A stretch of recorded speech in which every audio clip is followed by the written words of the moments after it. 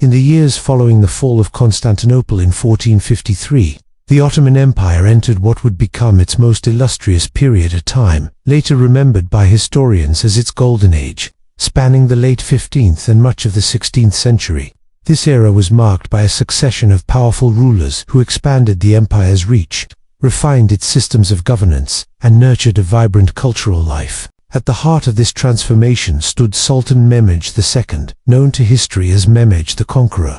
Buoyed by his victory over Byzantium, Mehmed pressed on with a determined campaign to strengthen and enlarge his realm. He seized the last Byzantine strongholds scattered along the Black Sea coast, brought Serbia firmly under Ottoman control, and launched expeditions deeper into the Balkans, extending his influence across Greece and Albania. In the Aegean Sea, when confronted by the Republic of Venice, he responded by constructing a formidable navy, gradually wresting control of key maritime routes. In Anatolia, Mehmed pursued unity with equal vigor. He dismantled the authority of the semi-independent Turkish beyliks that had endured since the decline of the Seljuks, bringing them under central rule and forging a cohesive Turkish state. By the time he passed away in 1481, the empire's territory had more than doubled under his reign. But Mehmed's legacy went beyond the battlefield. He worked to consolidate authority, limiting the influence of traditional Turkish nobility and the semi-autonomous frontier commanders. His administrative reforms drew from a blend of traditions: Byzantine bureaucracy, Islamic law, and Turkish customs, forming the foundation of a more centralized and effective state. His law code, known as the Canon, outlined a clear legal and administrative structure that would guide Ottoman governance for generations to come. A cultivated man, Mehmed also invested deeply in the cultural and intellectual life of his empire. He set out to transform Constantinople, turning the once faded Byzantine capital into a thriving imperial city. He oversaw the construction of the sprawling Topkapi Palace and established libraries, mosques, schools, and hospitals throughout the city. A poet in his own right, Mehmed was fluent in several languages and welcomed scholars and artists from a range of backgrounds. He famously invited the Italian painter Gentile Bellini to his court and extended patronage to Muslim, Christian, and Jewish thinkers alike. After his death, the Sultanate passed to his son Bayezid II, following a brief but tense rivalry with his younger brother. Selim, unlike his father, Bayezid was not drawn to constant warfare.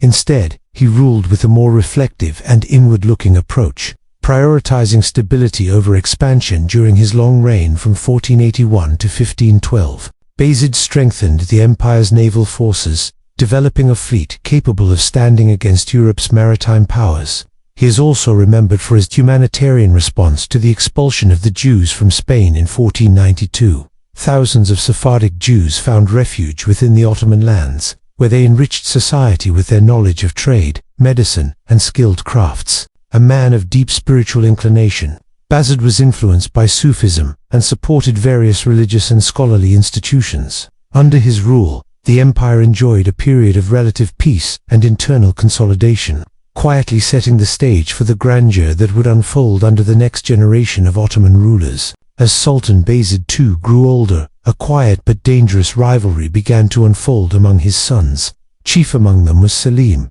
the ambitious governor of Trabzon on the empire's eastern frontier. Unlike his father's reserved approach to leadership, Selim viewed the world with urgency as a new power. The Safavid dynasty of Persia began to assert itself to the east. Concerned that his father's hesitance was leaving the empire vulnerable, Selim moved boldly. In 1512, with the support of the elite Janissary Corps, he compelled Bayezid to step down.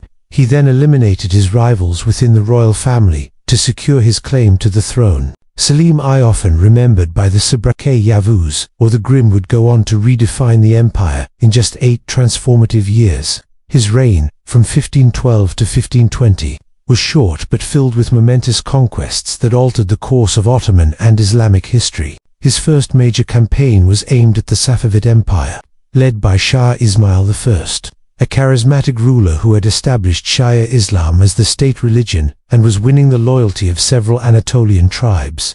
This posed both a territorial and ideological threat to the Sunni Ottomans. The two powers met in 1514 at the Battle of Chaldiran. Selim's forces, equipped with artillery and musket-wielding janissaries, dealt a crushing blow to the Safavid cavalry. The battle marked a decisive Ottoman victory and secured the eastern regions of Anatolia, roughly establishing a frontier that still echoes in the modern border between Turkey and Iran. Selim then turned his gaze southward.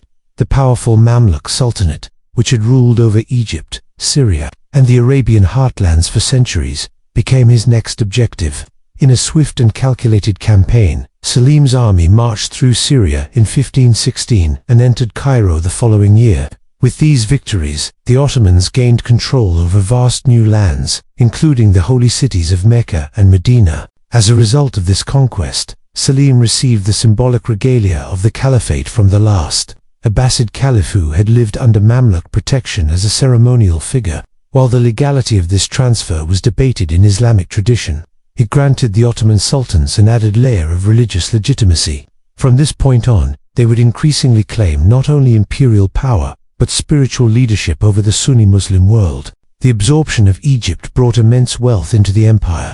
Its fertile Nile Valley provided critical tax revenues, and Ottoman control over the Red Sea opened valuable trade routes stretching into the Indian Ocean. The empire, now incorporating large Arab populations alongside its Turkish and Balkan subjects, had grown into a truly vast and multi-ethnic dominion. When Selim died suddenly in 1520, his 25-year-old son Suleiman inherited a unified and powerful realm with secure frontiers and immense resources.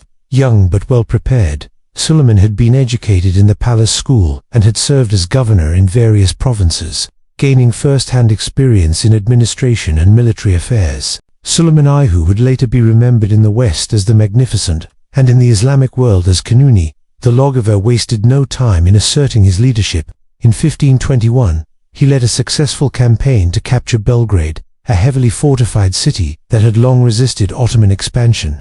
With this victory, a critical gateway into Central Europe was opened. A year later, in 1522, he launched a naval siege against the island of Rhodes, home to the Knights Hospitaller. After 6 months of intense fighting, the island surrendered, and the last stronghold of Crusader resistance in the eastern Mediterranean passed into Ottoman hands. With these early triumphs, Suleiman began turning his attention toward Hungary, which stood as the principal Christian power in southeastern Europe, a kingdom that would soon come face to face with the might of the Ottoman war machine. In 1526, the Ottoman Empire delivered a devastating blow to the Kingdom of Hungary at the Battle of Mohács. Ottoman forces overwhelmed the Hungarian army, resulting in the death of King Louis II and much of the kingdom's nobility. The defeat shattered Hungary's political structure and left the country fractured. Just 3 years later, in 1529, Sultan Suleiman led a grand campaign toward Vienna, the capital of the Habsburg dynasty.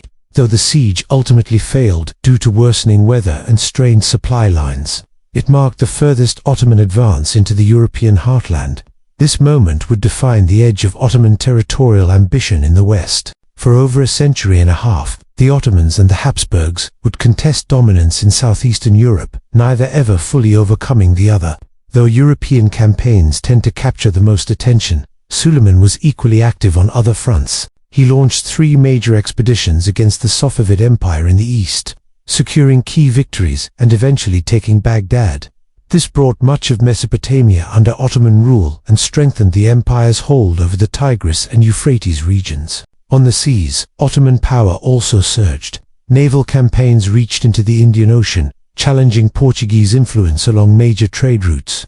In the Mediterranean, Ottoman dominance became undeniable under the command of the legendary Admiral Hayreddin Barbarossa, known in Europe as Redbeard. Once a corsair of humble beginnings, Barbarossa rose to become the Grand Admiral of the Ottoman fleet. He scored decisive victories over Christian navies and secured Ottoman control of key ports and cities along the North African coast, including Algiers, Tunis, and Tripoli. From these strongholds, Ottoman forces projected power across the Mediterranean, threatening shipping lanes and raiding vulnerable coastal settlements. Diplomatically, the empire also evolved. During Suleiman's reign, Ottoman diplomacy reached new levels of sophistication, breaking with earlier Islamic tradition that regarded Christian states primarily as enemies. Suleiman formed a strategic alliance with France, both powers seeking to contain the Habsburgs.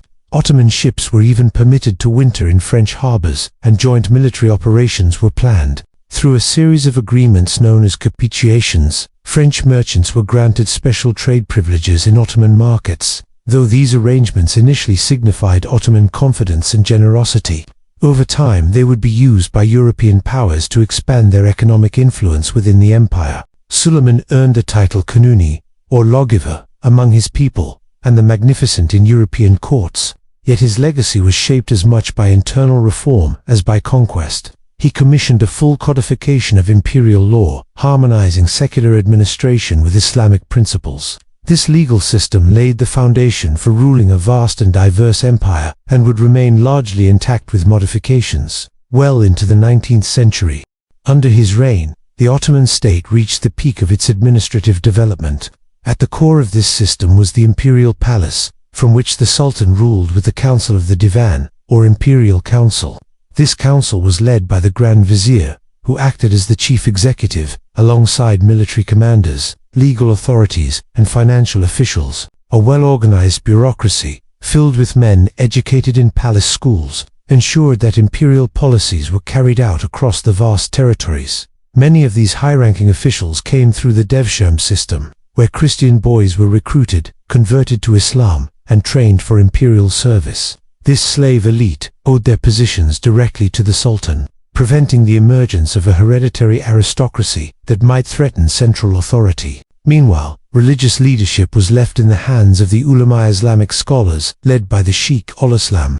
They retained significant influence over matters of education, faith, and law, forming a parallel sphere of authority that balanced the Sultan's power. In the provinces, this system was mirrored on a smaller scale. Governors appointed from Istanbul were often paired with judges and military leaders who reported independently to the capital, ensuring no single official could dominate local affairs. The timur system, through which cavalrymen were granted the right to collect taxes from rural lands, in exchange for military service, spread Ottoman authority into the countryside and maintained a strong land-based military presence apart from the Janissary corps. Economically, the empire flourished.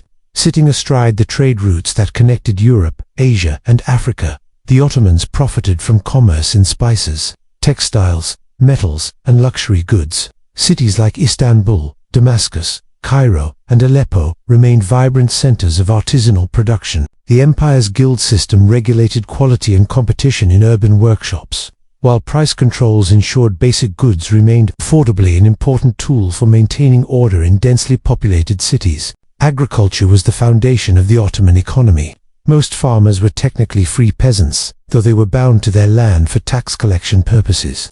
The state took great care to maintain grain reserves and stabilize food prices in times of scarcity, helping to prevent famine and social unrest. Commerce was carried out by a diverse population of traders, Turks, Arabs, Greeks, Armenians, Jews, who formed networks that stretched across the empire and beyond. This cosmopolitan economic fabric helped sustain a cultural flowering that paralleled the empire's political strength. No figure embodies this cultural peak more than Mimar, Sinan Suleiman's chief architect. Born into a Christian family in Anatolia and recruited through the devshirme, Sinan converted to Islam and initially trained as a military engineer.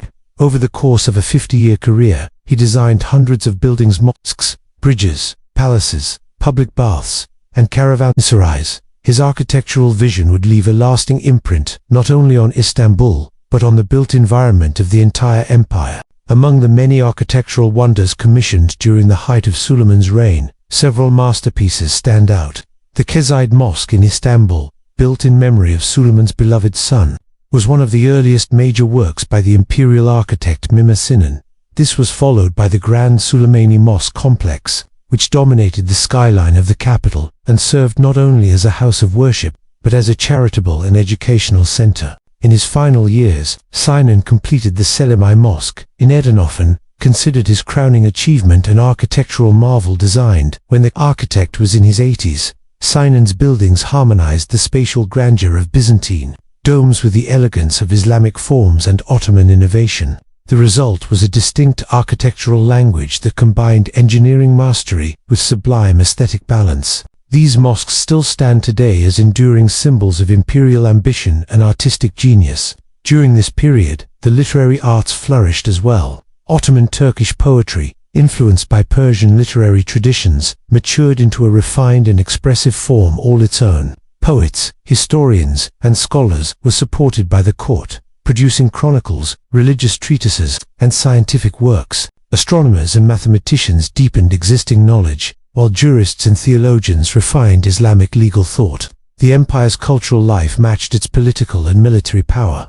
It was in this world of splendor and ceremony that a remarkable figure rose to prominence. Hürrem Sultan, better known in the West as Roxolana, originally captured from what is now Ukraine, she was brought to the imperial harem as a slave, but her intelligence, wit, and presence captivated the Sultan, and over time, she became his legal wife, an extraordinary departure from Ottoman tradition, breaking with long-standing customs. Suleiman brought Hürrem to live with him in the main palace, rather than keeping her in the separate harem quarters. She bore him several children and remained a close confidant until her death in 1558. Hürrem's unprecedented influence transformed palace politics. Where previous sultans had distanced themselves from the mothers of their sons to avoid political interference, Hürrem stayed at the heart of power, corresponding with foreign rulers, founding charitable institutions, and playing a significant role in appointments and policy decisions. While some chroniclers depicted her as manipulative,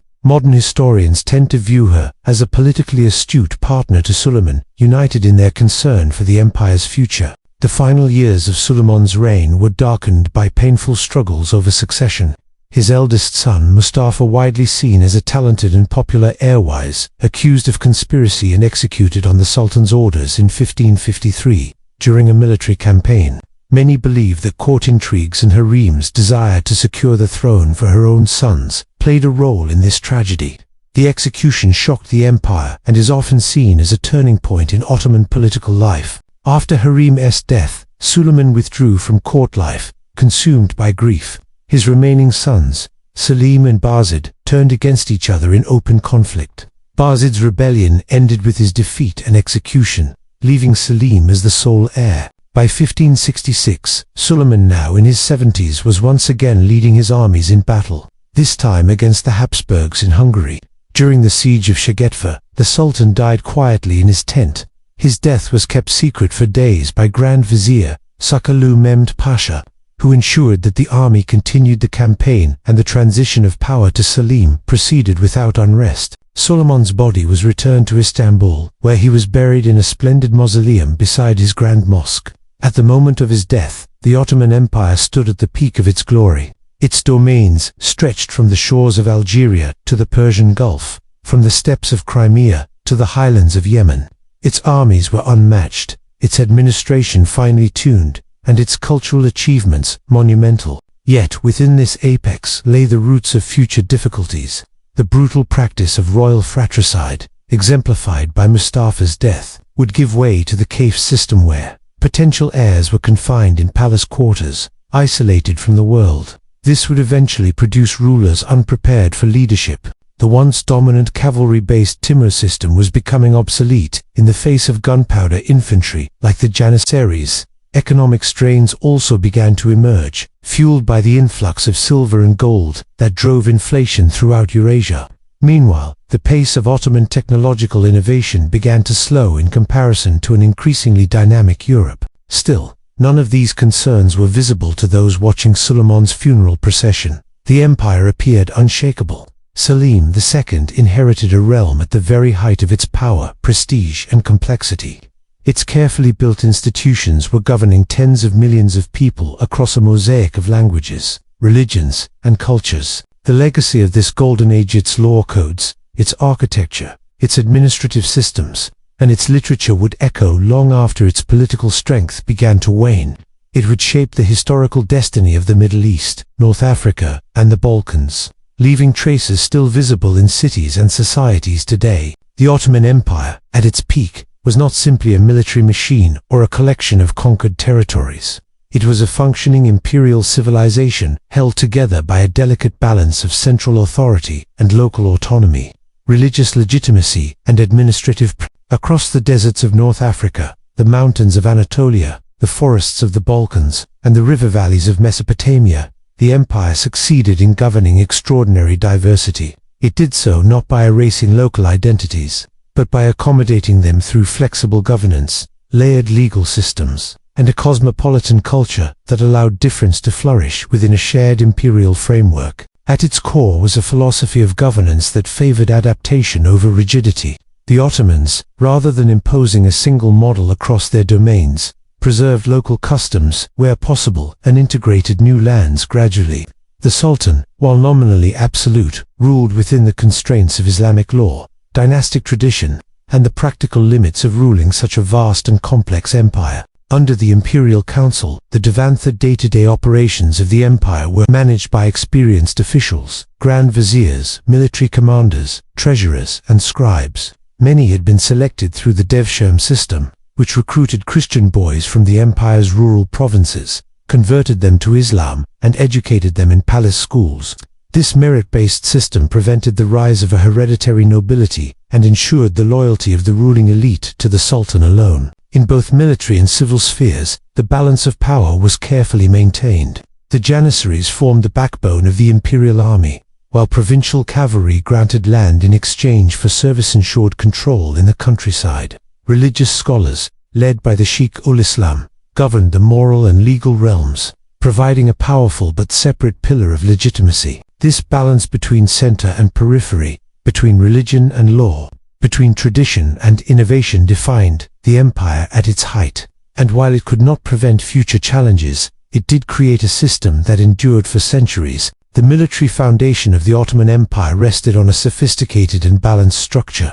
At its core was the Janissary Corps, a highly trained infantry force composed of boys taken through the devshirme lever, Christian children, converted to Islam, and raised for state service. These soldiers became the empire's first standing professional army, renowned for their discipline and especially skilled in the use of firearms. They served as both guardians of the Sultan and elite units on the battlefield, while maintaining a strong presence in major cities to protect imperial interests. To balance the power of the Janissaries, the empire maintained a system of provincial cavalry known as Sipahi, who were granted land rights through the Timur system in return for military service. These mounted soldiers extended state authority into rural regions, ensuring imperial control far beyond the capital. The Ottoman military also boasted powerful artillery units, a strong navy, and diverse auxiliary forces, making it one of the most formidable military machines in the early modern world, especially throughout the Mediterranean. Religion played a central role in Ottoman governance. The empire's Islamic legal and moral framework was upheld by a class of scholars known as the ulama, trained in religious law and theology. They formed a structured hierarchy, headed by the Sheikh-ul-Islam, who held the authority to issue legal opinions even on matters concerning the Sultan himself. Religious foundations, or vakifs, managed an array of public services, mosques, schools, hospitals, kitchens, and more, providing social cohesion and care throughout the empire.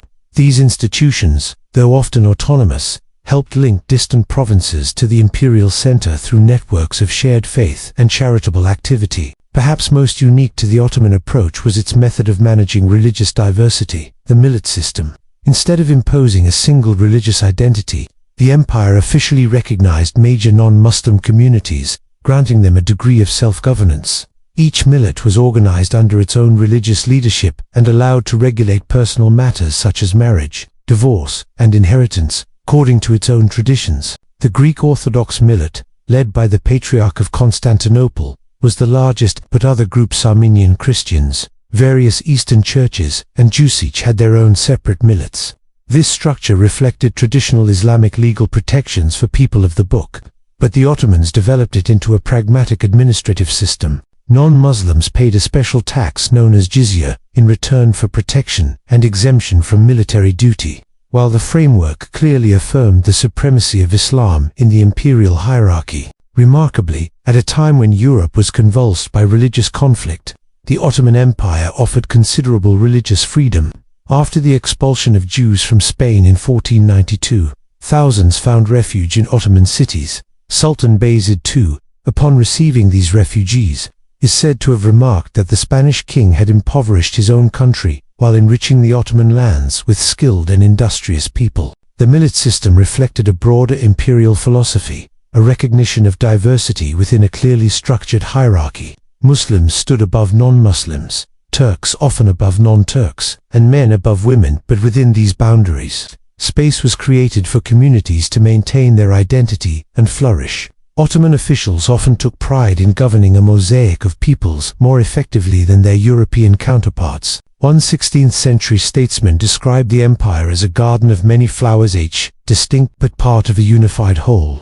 Economically, the Ottoman Empire functioned as a vast integrated market stretching across continents. With the conquest of Syria and Egypt, the Ottomans secured control of the eastern Mediterranean and Red Sea, placing them at the crossroads of east-west trade. The empire included regions rich in textiles, ceramics, metalwork, and agricultural produce, creating internal networks of production and exchange. State economic policy aimed not at maximizing profit, but at maintaining stability.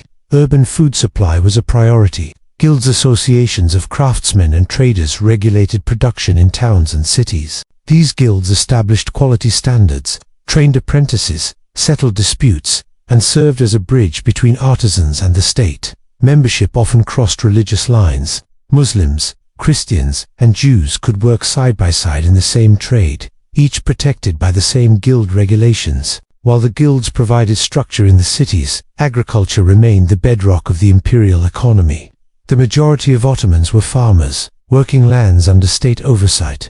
Peasants typically had secure rights to their plots and faced predictable tax burdens. The empire discouraged the emergence of vast private estates, preferring smaller farms which not only facilitated tax collection but also supported military recruitment. Grain reserves were maintained to guard against famine and to stabilize prices, preventing social unrest in the cities. Trade, both domestic and international, was conducted by a diverse array of merchants. Greeks and Armenians dominated much of the empire's inland commerce, while Turkish, Arab, and Persian traders handled connections with other Islamic lands. Jewish merchants played a prominent role in long-distance trade, using kinship networks to link Ottoman ports with Europe and the wider Mediterranean. By the mid-16th century, Ottoman cities had grown into dynamic centers of consumption and culture. Istanbul, the capital, stood at the forefront. After its capture in 1453, Sultan Mehmed II rebuilt the once depopulated Byzantine capital into a thriving imperial metropolis. Though officially renamed Istanbul, the name Constantinople remained in use for centuries. The city was organized around grand mosque complexes commissioned by successive sultans which served not just as places of worship, but as centers of education, charity, and public life. The urban fabric of the city reflected its diversity.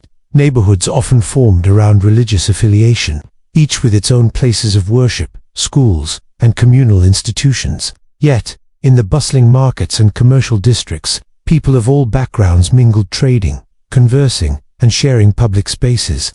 Istanbul became home to more than 500,000 people, one of the largest cities in the world at the time. In its streets, dozens of languages could be heard: Turkish, Greek, Arabic, Armenian, Persian, Slavic dialects, and even Italian. The physical design of the city echoed its multicultural spirit. Architecture merged Byzantine structural designs with Islamic artistic elements and Ottoman engineering. The result was a built environment that symbolized the empire itself, layered, diverse, and harmonized. Ottoman artistic culture was a tapestry woven from many threads.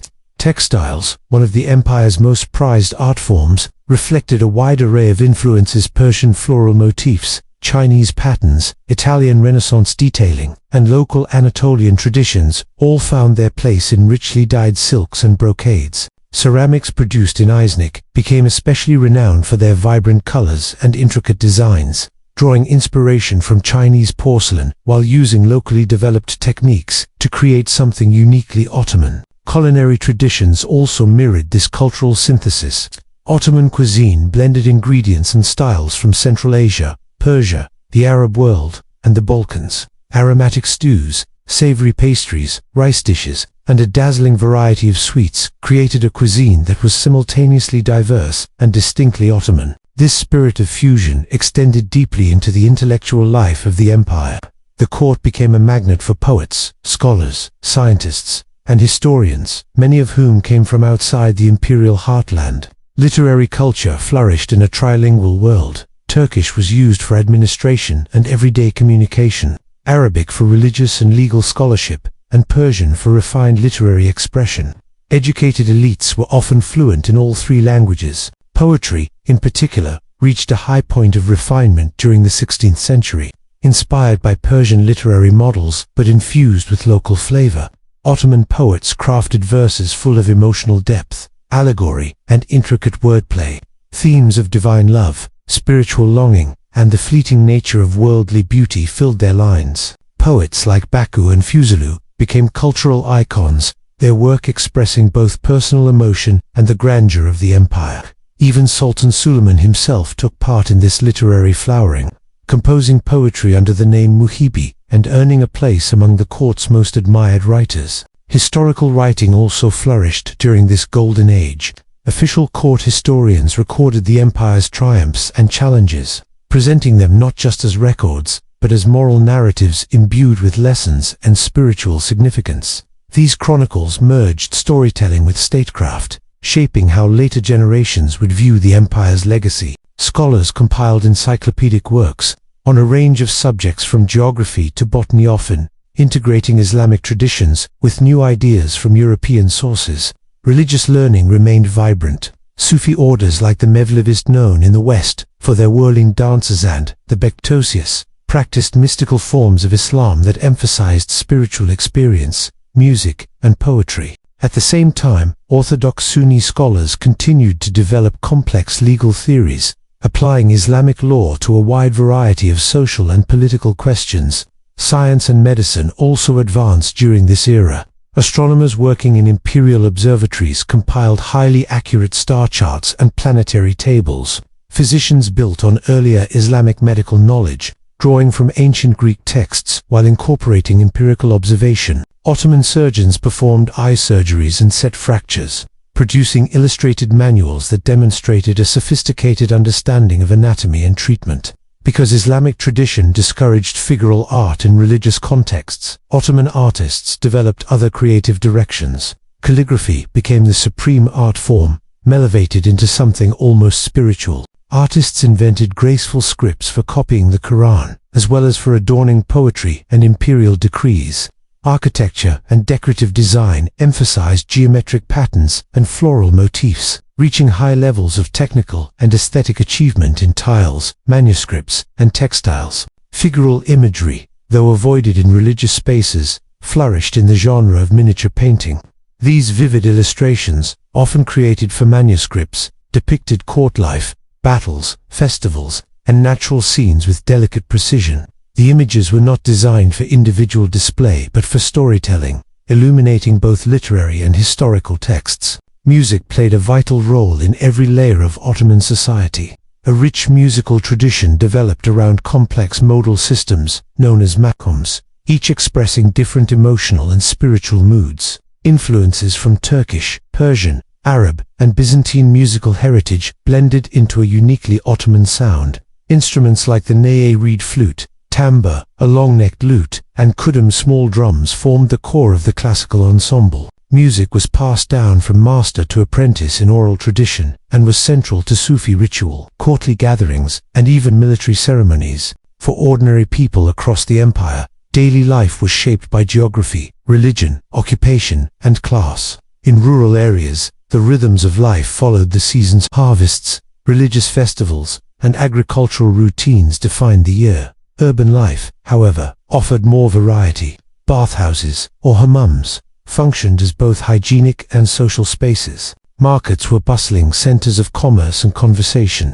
Coffee houses, introduced in the 16th century from Yemen, quickly became cornerstones of urban culture. These coffee houses evolved into lively public salons where men gathered not just to drink coffee, but to listen to storytellers, play games, discuss politics, and hear poetry recitations. So influential did they become that the authorities occasionally shut them down during times of political unrest, fearing them as hubs of dissent and rumor. In the home, life revolved around the family. Households often included extended kin, and in wealthier families, domestic servants or enslaved individuals. Patriarchal authority dominated, but women's experiences varied widely. In rural areas, women worked alongside men in farming and livestock management. In urban settings, elite women could wield considerable influence through wealth, charitable endowments, and family networks. Though public life was typically gender segregated, women participated actively in their own social circles, in religious gatherings,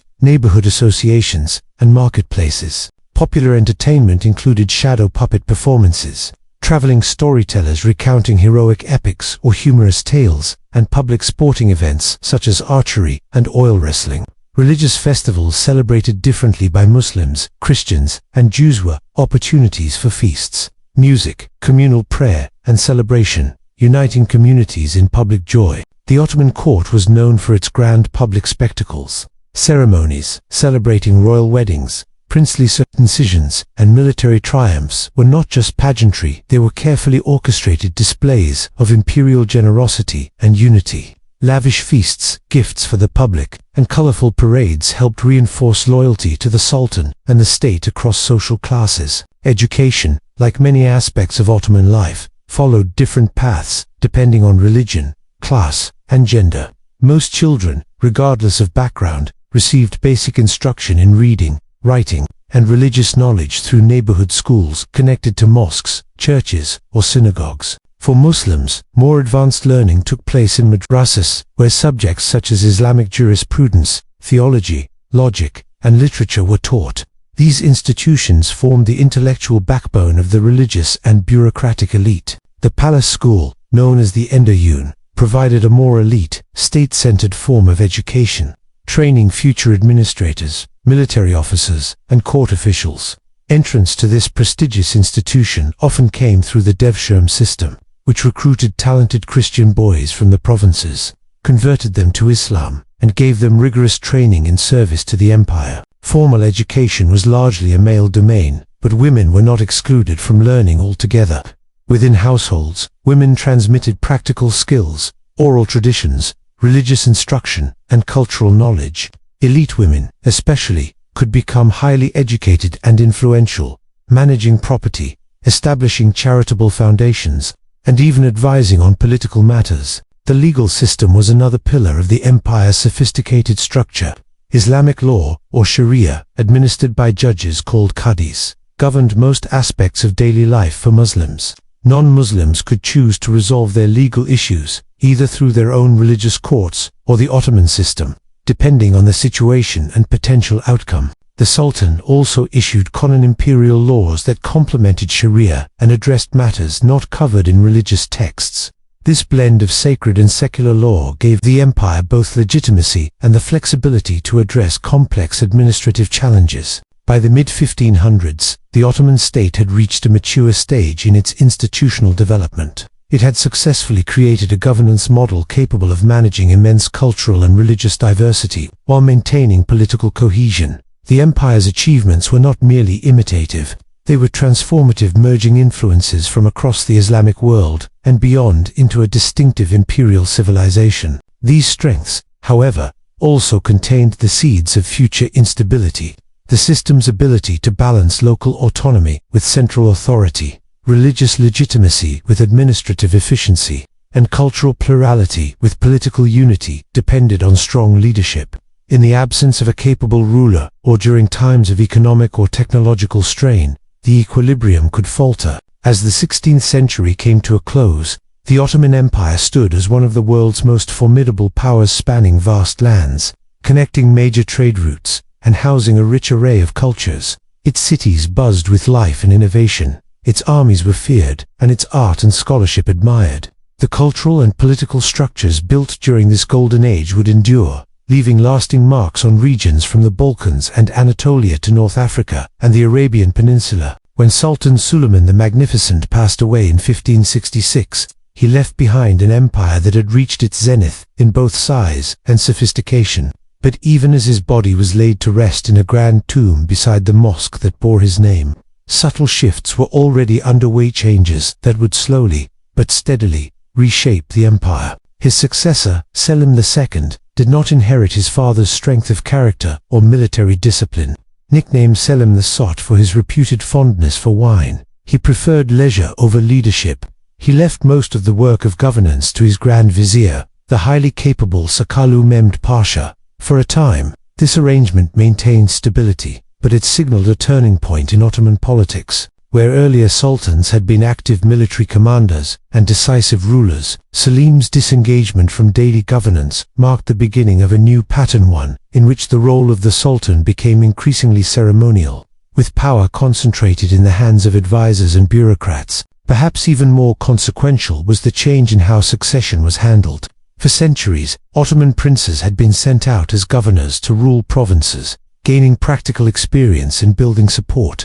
Upon the death of the sultan, the surviving son who reached the capital first and eliminated his brothers would claim the throne. This system, while brutal, ensured that the sultanate was occupied by someone who had proven ambition and political acumen. Beginning with Selim II, however, fratricide began to be replaced by confinement. Princes were kept in isolation within the palace, known as the kafes or cage, to prevent civil war. Though this approach reduced bloodshed, it also raised a new problem. Heirs emerged from years of seclusion with no experience in governance, no political networks, and often little understanding of the outside world. The shift from field-tested princes to palace-raised rulers weakened the quality of leadership at a time when the empire would soon face unprecedented pressures. As the Ottoman Empire moved into the 17th century, profound changes began to reshape the character of imperial rule.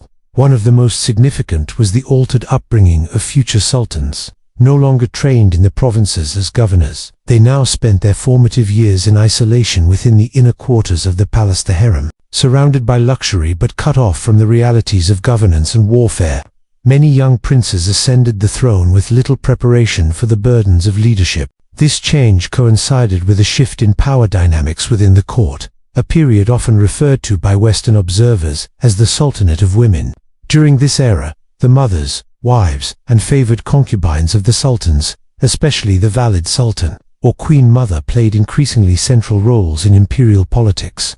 When sultans were young, uninterested in ruling, or simply weak-willed, their mothers frequently stepped in as de facto rulers. Prominent figures such as Kaksem Sultan and Turhan Sultan navigated the complex politics of the court with great skill. They brokered alliances with powerful military leaders and senior bureaucrats, sometimes steering the empire through turbulent times. Yet their influence also fueled factional rivalries and court intrigues, contributing to periods of instability in the capital and beyond. At the same time, the Ottoman military, once the engine of expansion and a pillar of state authority, was undergoing a slow decline.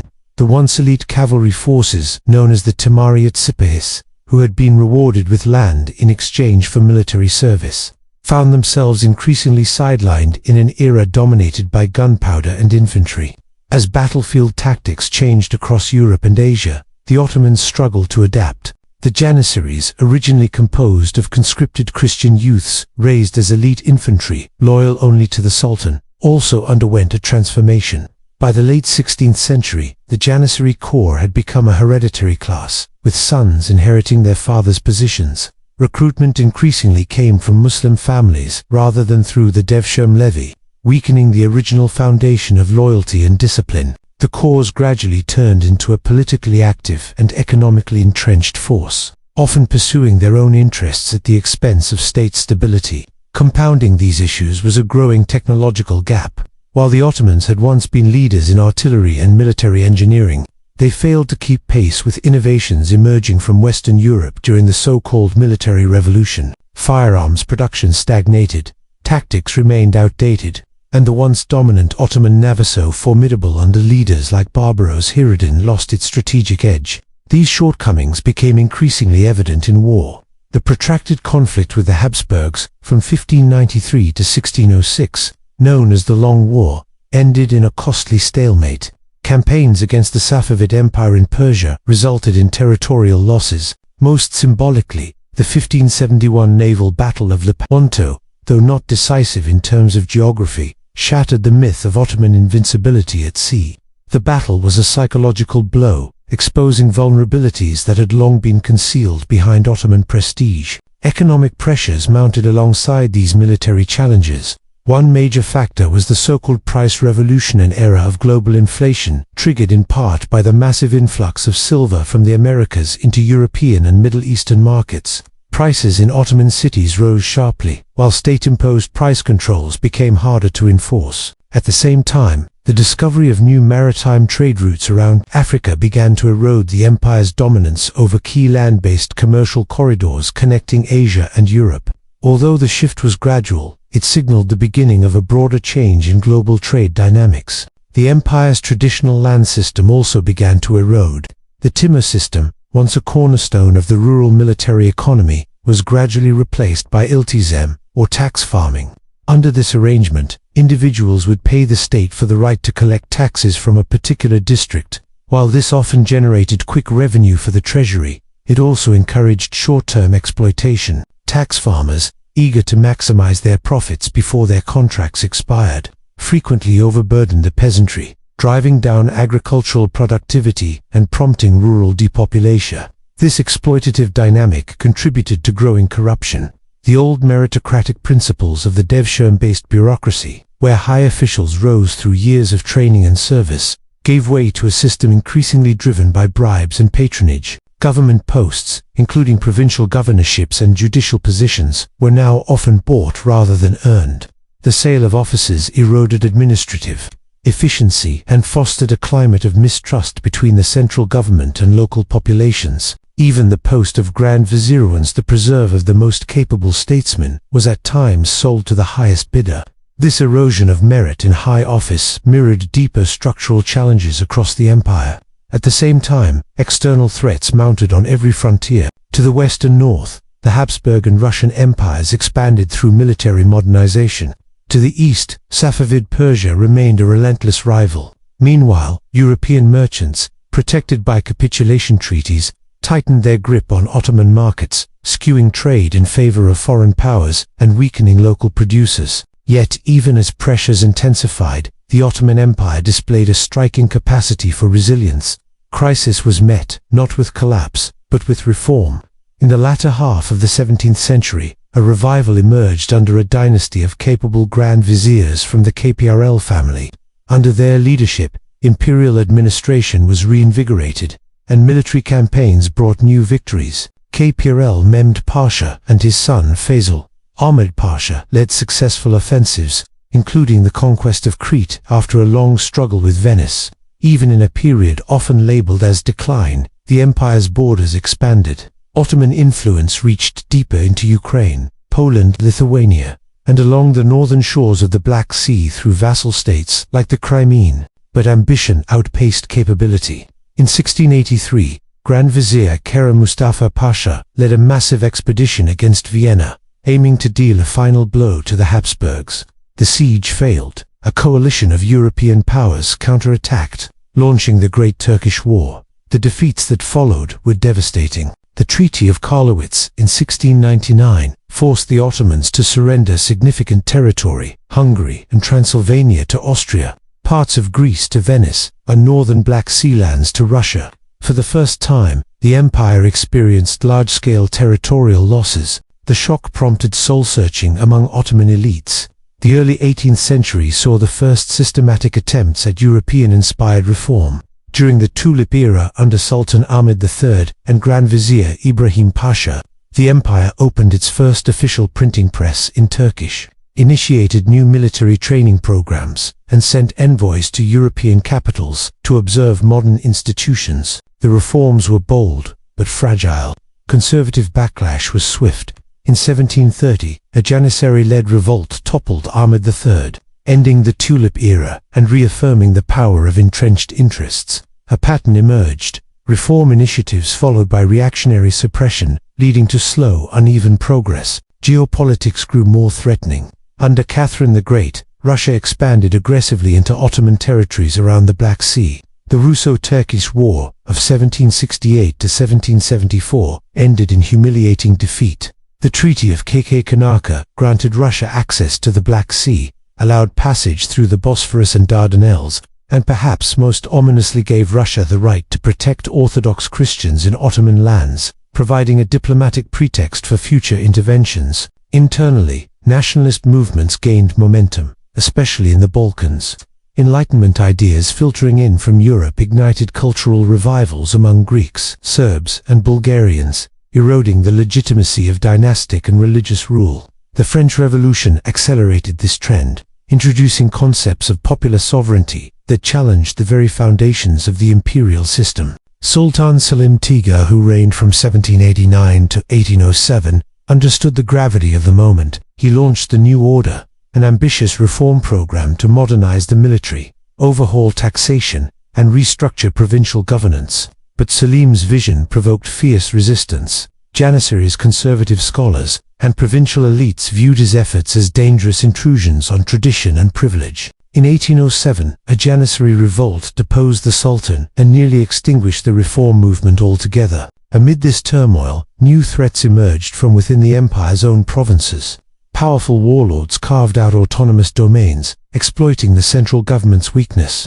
In Egypt, an Albanian officer, Muhammad Ali Pasha, seized control after Napoleon's withdrawal. Nominally loyal to the Sultan, he built a modern army and navy, revitalized Egypt's economy, and positioned himself as an independent ruler. Similar figures rose in Yanina, Syria, and Palestine, further eroding the empire's authority. By the early 19th century, the empire faced a perfect storm of crises. Military defeats continued.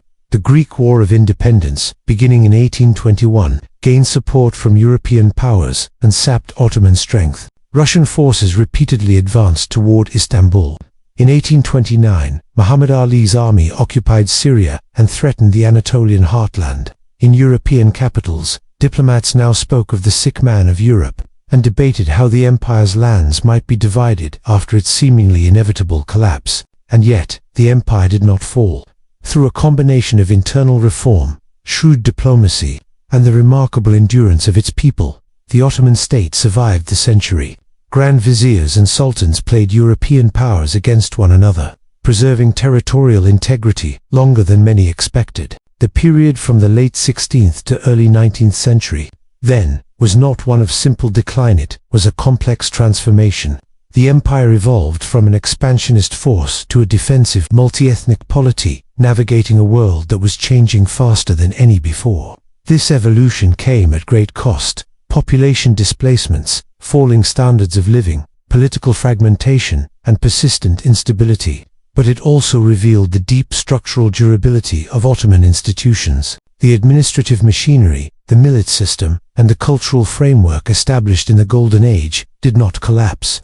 Instead, they adapted imperfectly, unevenly, but persistently. The idea of inevitable decline obscures a more nuanced truth. The Ottomans were not passive victims of history, but active participants in their own transformation. They faced the military revolutions of Europe, the realignment of global trade, the rise of nationalism, and the early shocks of industrialization, and endured. As the 19th century began, the Ottoman Empire stood once more at a crossroads. The old ways no longer sufficed, but the path forward remained unclear. What followed would be a century of ambitious reform, radical change, and bitter struggle, one that would reshape the empire in ways its founders could never have imagined. Whether these changes would preserve the Ottoman state or hasten its end was a question no one could yet answer.